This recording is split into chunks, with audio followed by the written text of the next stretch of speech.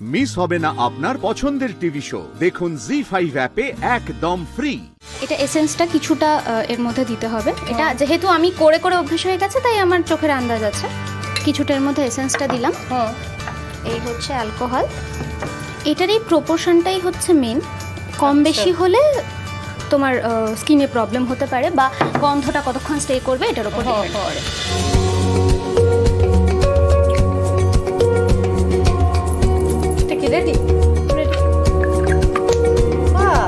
শুধু এটার মধ্যে স্টিকারটা লাগিয়ে দিলেই হয়ে যাবে। আচ্ছা, দেখি কিরম গন্ধ হলো। স্প্রে করো। সত্যি তো খুব সুন্দর। আজ আমি চলে এসেছি যাদবপুরে পামেলার কাছে। পামেলা সুগন্ধি তৈরি করে, অর্থাৎ পারফিউম বানায়।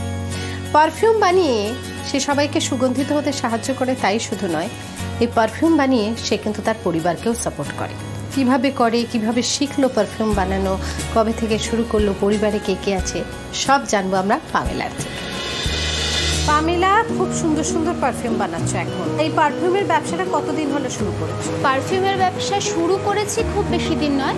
আসলে ছোটবেলায় আমি এই যাদবপুরে থাকতাম না, এটা আমার পরে বাড়ি হয়েছে।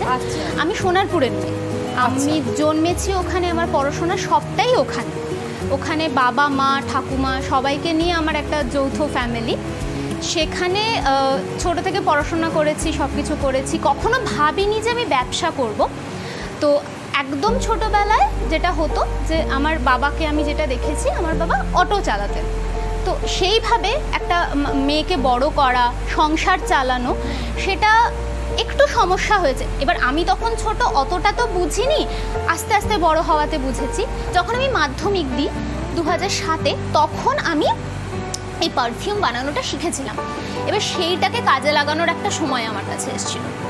ওই যে রাত্রে বাবার কাছে জেগে থাকতাম, তখন বসে বসে ভাবতাম যে কিভাবে কাজ করা যায়। একটু একটু করে তখন আমার পারফিউম বানানো শুরু। এবার বেচবো কোথায় সেটার তো আমি কিছু জানি না। আমার বন্ধুরা, আমার ফ্যামিলির লোকজন, আমি যেখানে চাকরি করতাম তাদের কাছে আমি জিনিসগুলো নিয়ে একটু একটু করে দেখো না তোমাদের কেমন লাগে, তোমরা আমাকে ফিডব্যাকটা দাও, তাহলে আমি বুঝতে পারবো। তো সবাই বলেছে হ্যাঁ ভালো হচ্ছে, স্টে করছে, তো এটাকে আরও কর।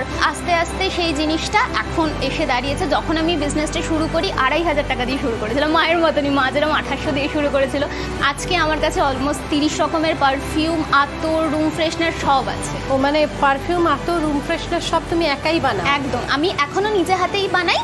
মা কাকিমা সবাই প্রচুর হেল্প করে। বাহ, ভেরি গুড। আর তোমার শাড়ির ব্যবসা কি এখনো করছো? না, শাড়ির ব্যবসাটা এখন আমি আর করছি না। আর দাদার এখন শরীর কেমন আছে? এখন মোটামুটি অনেকটা ভালো, আগের থেকে অনেক ভালো। আর এখন কাজ করতে পারছেন? হ্যাঁ, মার্বেল টাইলসের আমাদের যে মানে কাজটা যেটা হতো, সেটা মাঝে তো বেশ অনেক বছর বন্ধ হয়ে গেছিল, আবার নতুন করে এবছর থেকে আবার শুরু করেছে। এই ফ্ল্যাটটায় তোমরা এলে কবে? এটা হচ্ছে আমার কাকু কাকিমার ফ্ল্যাট। তো আমি সোনারপুর থেকে যখন কাজ শুরু করি, কুরিয়ার করতে গেলে না আমাকে অনেকটা দূরে যেতে হতো, বা ওখান থেকে পাঠালে সেটা কাস্টমারের কাছে পৌঁছতে অনেকটা সময় লাগতো। আমার কাকিমাই তখন আমাকে পুরোপুরি হেল্প করে, কি আমার সাথে যাওয়া, জিনিস আনা, আমাকে কাজে হেল্প করা। এবং কাকিমাই তখন বলে যে তুই আমার কাছে এসে থাক। এবং আজকে মায়ের জন্য ঢাকুরিয়ার বুকে একটা ফ্ল্যাট কিনে দিতে পেরেছি।